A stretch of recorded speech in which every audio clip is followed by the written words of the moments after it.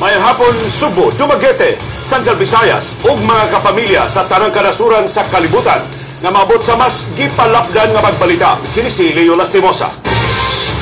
Naguna sa ato mga balita karong hapon, gipadayon karong adlaw ang husay sa kasong pagdagit o pagpatay sa bata nga si Ella Joy Pique. Ang ikaduhang saksi sa prosekusyon ni tumbok ni Belia Ruby Santos nga mo'y nidagit sa bata nga biktima. Doon na tayo live update karon sa itong kapamilyang si Carmi Cabalit. Carmi, unsay latest? Leo, karon pa lang kumpiyansa ang prosekusyon nga mas nilig-on ang ilang kaso. Gumikan kay duha ang unang duha nila ka mga saksi positibong nitudlo ni Belia Ruby Santos nga siya mo inidagit sa bata nga si Ella Joy Pique. Apan ang depensa sa ilang bahin nagtuo puno og buslot ang mga depensa ang mga testimonya sa ilang kaatbang. Nilungtad og dulan duha ka oras ang pagdungog sa kaso ni Belia Ruby Santos sa pagdagit ug pagpatay sa 6 anyos nga si Ella Joy Pique. Ang hearing ganina sa sala ni RTC Judge Esther Veloso gihugupan sa mga supporter nilang Santos ug sa biktima ang pamilyang Pique. And in spite of the fact that Mr. Pique passed by your house, you did not call his attention, stating that you saw Griffiths and Santos pick up Ella Joy. Is that correct? Sa pagsugod sa pagdungog sa kaso, gipresentar sa prosekusyon ng ikaduhang eyewitness ang tricycle driver nga si Nemesio Cedeño. At ubangan sa korte, gisaysay ni Nemesio, nakita niya si Santos nga nipasakay sa kabata sa Pajero ni adtong Pebrero 8 sa niaging tuig.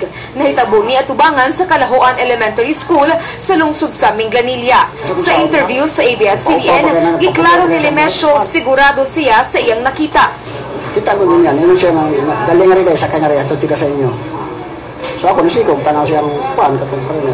Si Belia Ruby Santos dito? Oo, klaro kayo. Sabi sahon ka, paupaw pa kayo na, paputol pa kayo siyang buhok, klaro yung kayo siya.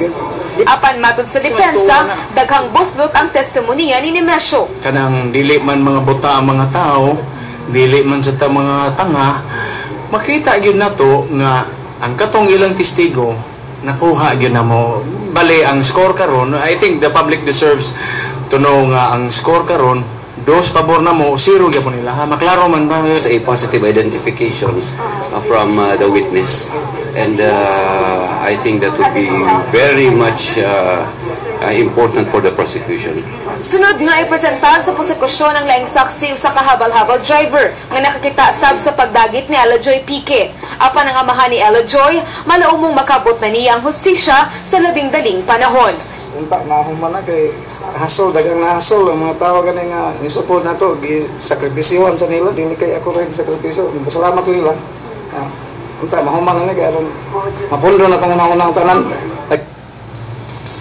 Leo, karong Pebrero 13 ang sunod nga pagdungog sa kaso. Karon sa Pebrero mo isumad sa pagdagit o pagpatay ni Ella Joy Pique. Leo?